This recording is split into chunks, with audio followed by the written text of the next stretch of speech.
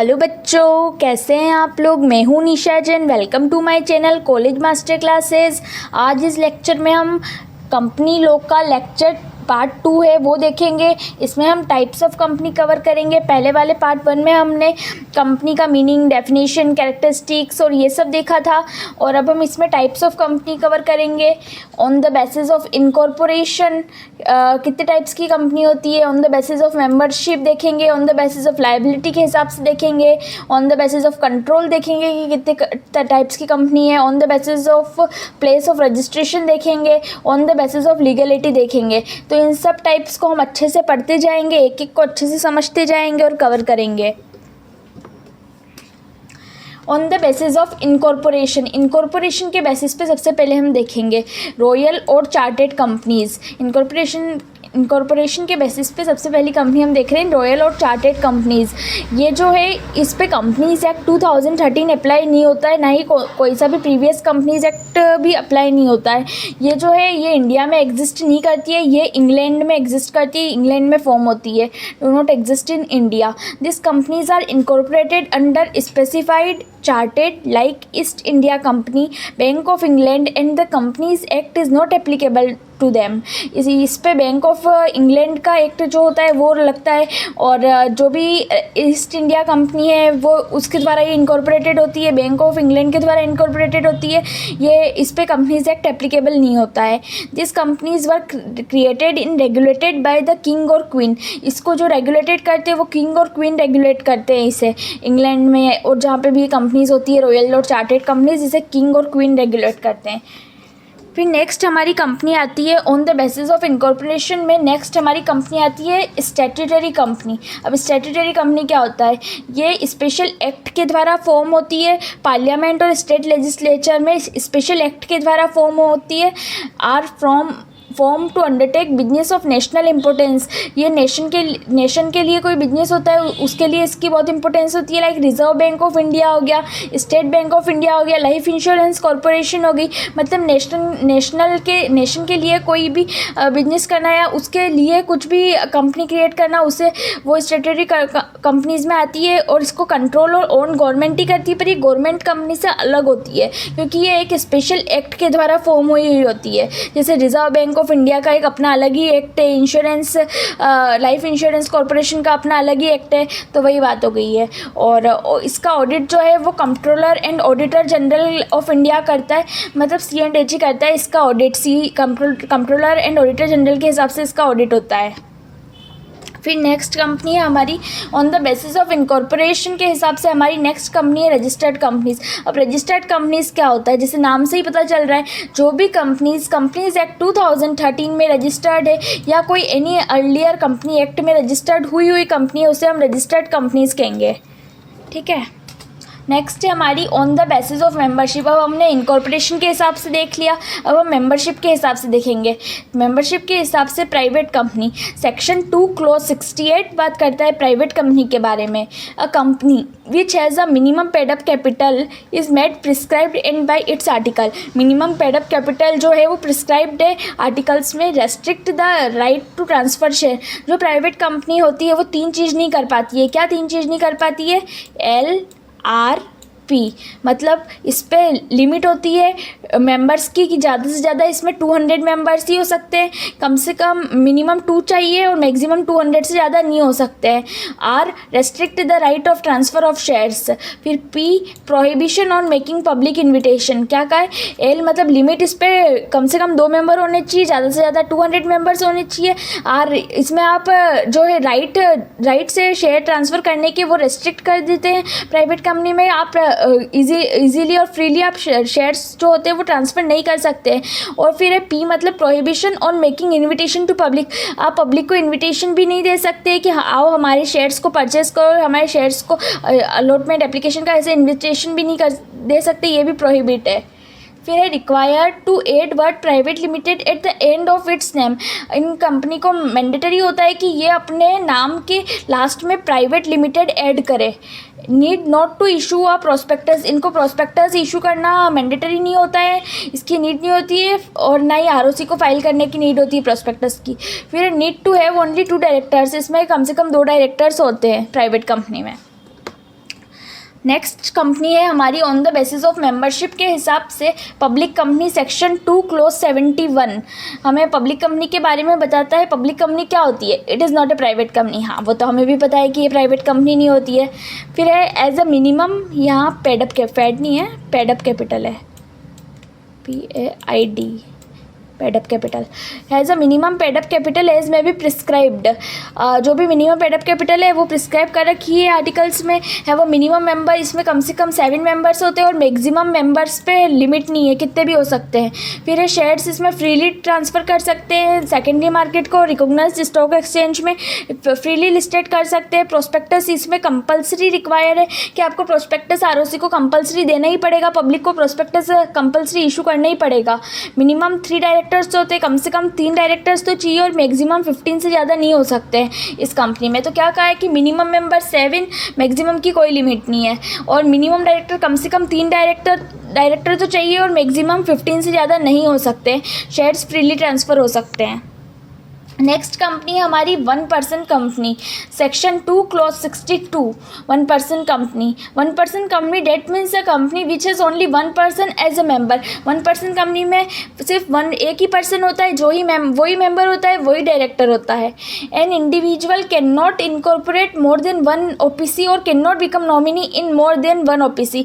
एक ही, जैसे एक पर्सन है राम, वो एक से ज़्यादा 1 पर्सन कंपनी पे मेंबर नहीं बन सकता है और ना ही वो एक से ज़्यादा 1 पर्सन कंपनी का नॉमिनी बन सकता है। ये बात कही हुई है, मतलब एक इंडिविजुअल एक ही कंपनी में एक ही कंपनी में मेंबर बनेगा और एक ही कंपनी का नॉमिनी बनेगा। No minor shall become member और नॉमिनी ऑफ द OPC। अगर कोई भी माइनर जो है वो ना मेंबर बन सकता है OPC का, ना नॉमिनी बन सकता है 1 पर्सन कंपनी का। ठीक है, तो अब हम नेक्स्ट कंपनी पे मूव करते हैं, small company. On the basis of membership में हम अगली देख रहे हैं 4th company, small company section 2 clause 85। इस पे बात करता है whose paid up share capital does not exceed 4 crore rupees. क्या कहा है? पहले ये 2 करोड़ था, अमेंडमेंट जब से आई है तब से ये 4 करोड़ और ये 40 करोड़ हो गया है। तो क्या कहा है? Whose paid up share capital does not exceed 4 crore rupees और such as amount is may be prescribed it shall not be more than 10 crore rupees. क्या बात की है इसमें कि जो भी स्मॉल कंपनी आप किसे कहेंगे? जिसका जो पेडअप शेयर कैपिटल है जिसकी 4 करोड़ से ज़्यादा नहीं हो सकती है और जो टर्नओवर है वो 40 करोड़ से ज़्यादा नहीं हो सकता है। 4 करोड़, और ये क्या लिखा है? एज में prescribed it shall not be more than 10 crore. मतलब ये कहा गया है कि जो पेडअप शेयर कैपिटल है वो 4 करोड़ से ज़्यादा तो नहीं हो सकती है, पर अगर आपने MOA में और डॉक्यूमेंट में कोई हायर लिमिट प्रिस्क्राइब की है तो उस पर भी एक लिमिट लगा रखी है कि आप जो भी लिमिट प्रिस्क्राइब करनी है आपको MOA में और डॉक्यूमेंट में वो प्रिस्क्राइब कर दीजिए, पर वो लिमिट 10 करोड़ रुपीज़ से ज़्यादा नहीं होनी चाहिए। मतलब पेडअप शेयर कैपिटल आप कितनी भी अपने MOA और डॉक्यूमेंट्स में प्रिस्क्राइब कर रहे हैं पर वो 10 करोड़ रुपीज़ से ज़्यादा नहीं होनी चाहिए। वैसे ही टर्नओवर आप कितना भी आपके MOA और डॉक्यूमेंट में प्रिस्क्राइब कर रहे हैं वो 100 करोड़ रुपीज़ से, जो आपने प्रिस्क्राइब किया है वो 100 करोड़ रुपीज़ से ज़्यादा नहीं होनी चाहिए और वैसे ये 40 करोड़ से एक्सीड नहीं करना चाहिए। तो यही बात है कि स्मॉल कंपनी क्या होती है? जिसकी पेडअप शेयर कैपिटल 4 करोड़ से एक्सीड ना करे और जो टर्नओवर है वो 40 करोड़ से एक्सीड ना करे, और जो भी हायर लिमिट आपने प्रिस्क्राइब कर रखी है डॉक्यूमेंट से वो 10 करोड़ और 100 करोड़ से वो लिमिट भी ज़्यादा नहीं होनी चाहिए। यही कहा गया है स्मॉल कंपनी में। नेक्स्ट है हमारी on the basis of liability. On the basis of liability के बारे में हम देखेंगे। Companies limited by shares section 2 clause 22 इसके लिए बात करता है। कंपनी लिमिटेड बाय शेयर्स मतलब liability of the members of a company is limited to the unpaid value of their shares. अब limited by share, limited company कौन सी होती है? लिमिटेड कंपनी वो होती है जिसकी लाइबिलिटी जिसमें मेंबर्स की लाइबिलिटी जो है वो उतना जितना उनका अनपेड अमाउंट है, कॉल का जो अनपेड अमाउंट, जैसे कोई कंपनी 10 रुपये का कॉल मांग रही है, उसमें से मेंबर्स ने 8 रुपये का पे कर दिया और 2 रुपये का अनपेड है, तो जो अनपेड वैल्यू है उनके कॉल्स की, मतलब अब कंपनी को बस 2 रुपये ही मांगने हैं, बस इतनी मेंबर्स की लाइबिलिटी है 2 रुपये तक की। तो वही बात की गई है, liability of the members of a company limited to the unpaid value of their share, जितने उनके शेयर्स के अनपेड वैल्यू वैल्यू है बस उतनी उनकी लाइबिलिटी है। फिर है companies limited by guarantee, section 2 clause 21 इसके लिए बात करता है।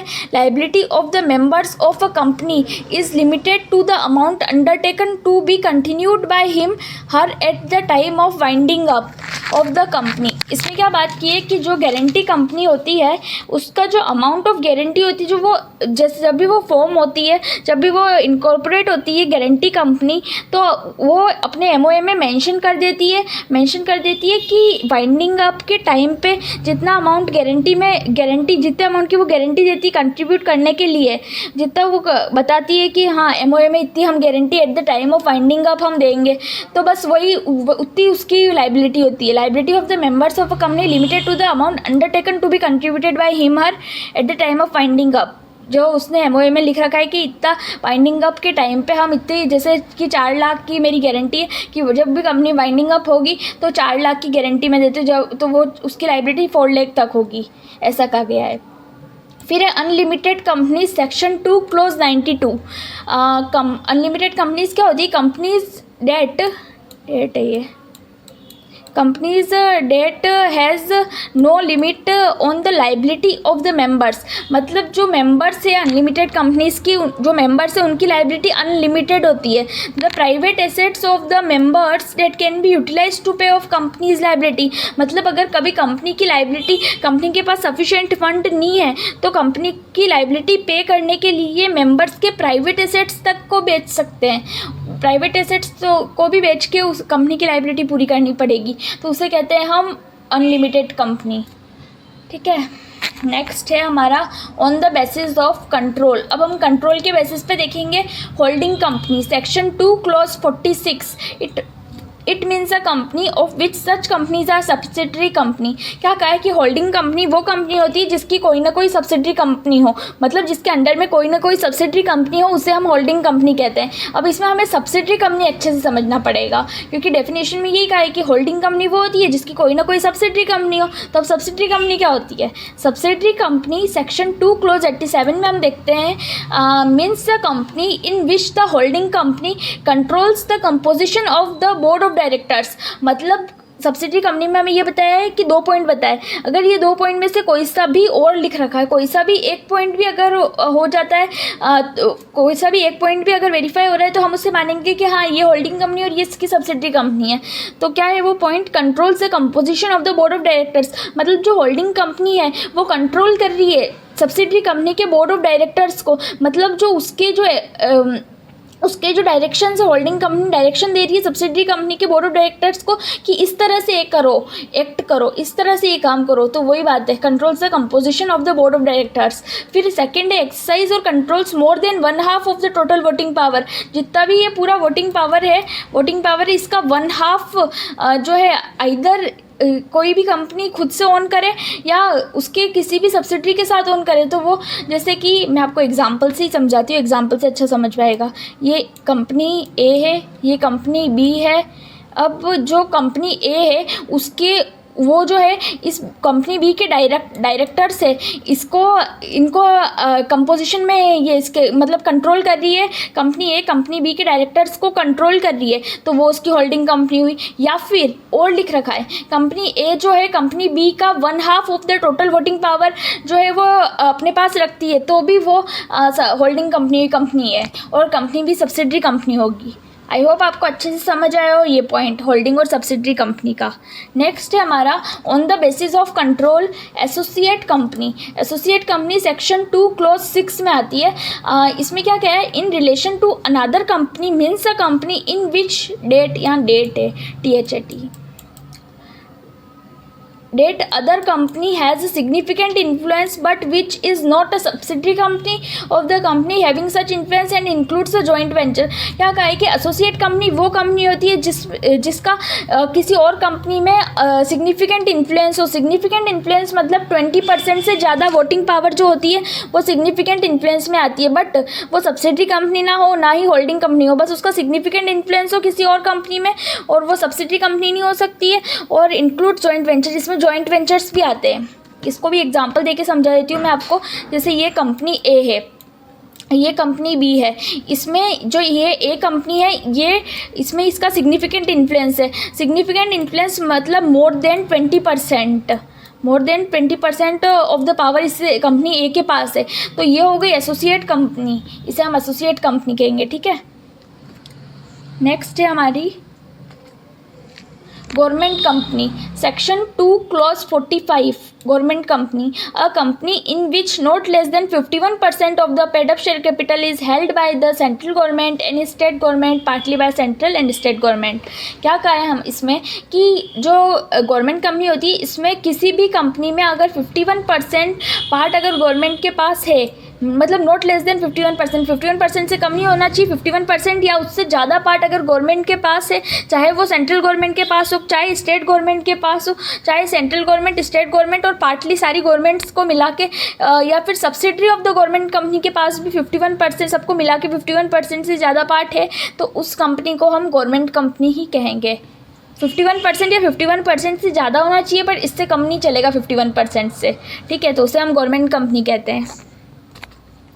नेक्स्ट है हमारी on the basis of place of registration. Registration के बेसिस पे जो हमारी ये दो कंपनीज आती है, इंडियन कंपनी, डोमेस्टिक कंपनी, ये क्या होती है, इनकॉर्पोरेटेड इन इंडिया। जो कंपनी इंडिया में इनकॉर्पोरेटेड हुई है और head office and its business are conducted within country. जो कंपनी इनकॉर्पोरेटेड भी इंडिया में हुई है, जिसका प्लेस ऑफ बिजनेस और रजिस्ट्रेशन भी इंडिया में हुआ है, इंडिया में ही वो बिजनेस कंडक्ट कर रही है, कैन बी अ प्राइवेट और पब्लिक कंपनी, चाहे वो प्राइवेट हो, चाहे पब्लिक हो, चाहे ओपीसी हो, कोई सी भी कंपनी हो, पर वो इंडिया में इनकॉर्पोरेट हुई है, उसका प्लेस ऑफ बिजनेस इंडिया में है, और प्राइवेट हो, पब्लिक हो, ओपीसी हो, कोई सी भी हो, तो वो इंडियन कंपनी और डोमेस्टिक कंपनी के में आती है। फिर फॉरेन कंपनीज क्या होती है, इस पे स्पेसिफिक हमें सेक्शन दे रखे हैं, सेक्शन 382, 392 जो सेक्शन है वो पूरा फॉरेन कंपनीज के बारे में बात करते हैं। फॉरेन कंपनीज क्या होती है, जो इनकॉर्पोरेटेड तो आउटसाइड इंडिया हुई है, जो इनकॉर्पोरेटेड तो बाहर किसी कंट्री में हुई है, इनकॉर्पोरेटेड आउटसाइड इंडिया, बट है वो place of business with in India, पर उसका प्लेस ऑफ बिजनेस इंडिया में है, चाहे वो इंडिया में कैसे भी बिजनेस कर रही हो, उसके एजेंट के द्वारा कर रही हो, फिजिकल मोड में कर रही हो, इलेक्ट्रॉनिक मोड में कर रही हो, चाहे उसका वो ऑफिस हो, किसी भी तरह से वो इंडिया में बिजनेस कर रही हो और वो इनकॉर्पोरेटेड आउटसाइड इंडिया हुई है, तो हम उसे फॉरेन कंपनीज के दायरे में ले लेंगे, ठीक है। फिर हमारा आता है on the basis of legality. Legality के हिसाब से हमारी दो कंपनीज है, लीगल कंपनीज और इलीगल कंपनीज। अब ये क्या होता है, इसको समझते हैं हम। लीगल कंपनीज मतलब जो कंपनीज एक्ट 2013 के हिसाब से बनी है, उसकी प्रोविजंस को फॉलो किया है, उसके हिसाब से बनी है, सारे रूल्स रेगुलेशंस के हिसाब से, तो हम उसे लीगल कंपनीज कहेंगे। ये तो हो गया हमारा। फिर आता है इलीगल कंपनीज क्या होती है। इलीगल कंपनीज मतलब जो कंपनीज एक्ट 2013 के हिसाब से फ्रेम नहीं हुई है। और इलीगल से सिर्फ हमारा मतलब यही नहीं होता है कि उसका बिजनेस इलीगल है या उसके ऑब्जेक्टिव्स इलीगल है, यही नहीं होता है। मतलब अगर कोई प्राइवेट कंपनी है और उसमें मिनिमम 2 मेंबर्स चाहिए हमें, और अगर उसमें सिर्फ 1 मेंबर है और उसी से हम कंटिन्यूसली 6 मंथ से ज़्यादा बिजनेस रन कर रहे हैं, उस कंपनी में सिर्फ प्राइवेट कंपनी में 2 मेंबर की ज़रूरत होती है, मैंडेटरी है, और उसमें सिर्फ 1 मेंबर है और उससे हम बिजनेस रन कर रहे हैं, तो वो एक इलीगल कंपनी मानी जाएगी। और इसको और भी कह सकते हैं हम कि जैसे हमने एक 4-5 लोगों का ग्रुप बना लिया है, उससे हम कंपनी फॉर्म करके बिजनेस तो कर रहे हैं, पर उसको हमने आरओसी को सबमिट नहीं किया, आरओसी पे हमारा रजिस्ट्रेशन नहीं कराया, तो वो भी इलीगल कंपनीज ही मानी जाएगी, ठीक है। अदर कंपनीज़, अब हम अदर कंपनीज़ की और बात करते हैं। इसमें आता है एसोसिएशन नॉट फॉर प्रॉफिट और चैरिटेबल कंपनी सेक्शन 8। तो सबसे पहले हमारी section 8 company, not for profit organisation भी इसे ही कहते हैं, चैरिटेबल कंपनीज भी इसे ही कहते हैं। इसका ऑब्जेक्ट होता है कि प्रमोट करे commerce, art, science, sports, education, research, social welfare, religion, charity, protection of environment, इन सब के जो ऑब्जेक्ट्स हैं, इन सब में काम करे, इन सब के ऑब्जेक्ट्स को प्रमोट करे, और जो इसकी इनकम आती है, जो इसको प्रॉफिट होता है इन चैरिटेबल कंपनीज को, इसको भी वो वापस उस पैसे, प्रॉफिट के पैसे को या इनकम के पैसे को भी वापस इस ऑब्जेक्ट्स, इनके जो भी ये कॉमर्स, आर्ट, साइंस, इन सब के जो चैरिटेबल ऑब्जेक्ट्स हैं, इनको पूरे करने में ही इस पैसे को लगाए, इसमें ही उस पैसे को यूटिलाइज करें। और जो भी सेक्शन 8 कंपनी है उसमें प्रोहिबिटेड है डिविडेंड को बांटना। कोई भी सेक्शन 8 कंपनी जो है वो डिविडेंड नहीं बांट सकती है, क्योंकि उसको प्रोहिबिट कर रखा है। यही कहा गया है इसके जो प्रॉफिट और इनकम है, इसको भी यूटिलाइज करना चाहिए इसके प्रमोशन ऑफ इट्स ऑब्जेक्ट्स में, ठीक है। तो ये कहा गया है सेक्शन 8 कंपनी में भी। बाकी हम सेक्शन 8 कंपनी की तो अलग ही वीडियो लाएंगे, उसमें हम पूरा सेक्शन 8 कंपनी डिटेल में समझेंगे, क्योंकि एक बहुत इंपॉर्टेंट कंपनी और एग्ज़ाम में पूछी जाती है। नेक्स्ट है हमारी निधि कंपनी। निधि कंपनी क्या होती है, इसके लिए सेक्शन 406 हमें कहा है, सेक्शन 406 में हमें बताया है कि निधि कंपनी क्या होती है। निधि कंपनी एक ऐसी कंपनी है जो लोगों में ना सेविंग की हैबिट डेवलप करती है सेविंग की हैबिट डेवलप करती है लोगों में। और अगर जैसे ये एक निधि आपको एग्जांपल देती हूँ, ये एक निधि कंपनी है, इसमें बहुत सारे मेंबर्स है। जब मेंबर ए को अगर ज़रूरत पड़ी पैसों की, तो इसमें सब मेंबर्स से हर मंथली या क्वार्टरली जो भी इनका होता है तो ये डिपॉजिट्स लेते हैं, और फिर किसी भी मेंबर को ज़रूरत पड़ती है तो वो जो है वो उसको उधार की तरह उस पैसे को उस मेंबर को दे देते हैं, और उसका काम जब उसका पर्पस सॉल्व हो जाता है तो वो पैसे वापस लौटा देता है, और कभी किसी और मेंबर को ज़रूरत पड़ी तो वो पैसा हम दे देते हैं। तो यही बात कही गई है। Company incorporated as a Nidhi company with the object of cultivating the habit of thrift savings among its members. मतलब ये कंपनी जो है ये एक सेविंग की हैबिट डेवलप करती है अपने मेंबर्स में। Every company incorporated as a Nidhi company shall, यहाँ पे a, shall have the last word Nidhi limited as part of its name. और जो भी कंपनी निधि कंपनी की तरह इनकॉर्पोरेट हुई है उसे अपने वर्ड के लास्ट में, निधि कंपनी का जो भी नाम है उसे लास्ट में लिखना है निधि लिमिटेड, ये उसे लिखना होगा लास्ट में। तो ये है एक, इससे क्या है म्यूचुअली बेनिफिट होता है मेंबर्स को, जो भी मेंबर्स है उन्हें म्यूचुअली बेनिफिट्स होता है, क्योंकि जब किसी को ज़रूरत पड़ रही है तो उसे लैंड कर रहे हैं, बाकी रिसिप्ट कर रहे हैं डिपॉजिट, और जब किसी को पड़ रही है तो ज़रूरत पड़ रही है तो हम उसे लैंड कर, उस मेंबर को हम पैसे लैंड करते हैं। तो ये सब म्यूचुअल बेनिफिट के लिए इस्टेब्लिश की जाती है मेंबर्स के, उसे हम निधि कंपनी कहते हैं। फिर हमारी कंपनी आती है डोरमेंट कंपनी। इसके लिए सेक्शन 455 बात करता है डोरमेंट कंपनी क्या होती है। डोरमेंट कंपनी एक ऐसी कंपनी होती है जो बेसिकली फ्यूचर प्रोजेक्ट्स के लिए बनाई जाती है, where company is formed and registered under this act for future project. मतलब जो कंपनी फ्यूचर प्रोजेक्ट के लिए बनाई जाती है, जो होल्ड करती है एसेट्स को, मतलब इसका पर्पज़ ये होता है कि ये होल्ड करती है एसेट्स को, इंटेलेक्चुअल प्रॉपर्टी जो हो गई वो होल्ड करती है, और ये कोई सिग्निफिकेंट अकाउंटिंग ट्रांजेक्शन्स नहीं करती है। ये कंपनी कोई भी पूरे साल में सिग्निफिकेंट अकाउंटिंग ट्रांजेक्शन्स नहीं करती है। ये एक इनएक्टिव कंपनी के रूप में आती है जो कि फ्यूचर प्रोजेक्ट्स के लिए यूज़फुल होती है। बस यही कहा गया है इसके बारे में कि ये फ्यूचर प्रोजेक्ट्स के लिए काम आती है, और सिग्निफिकेंट अकाउंटिंग ट्रांजैक्शन इसका पूरे साल में कोई भी नहीं होता है, और ये एक इनएक्टिव कंपनी की तरह काम आती है। और हाँ, तो इसके साथ हमने बहुत सारी आज सारी कंपनीज़ के बारे में अच्छे से पढ़ा है।